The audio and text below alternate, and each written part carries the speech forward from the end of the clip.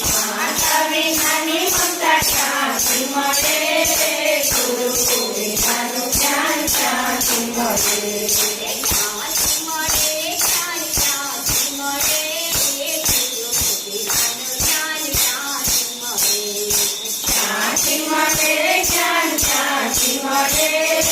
ગુરુ વિનાનું જ્ઞાન ક્યાંથી મળે?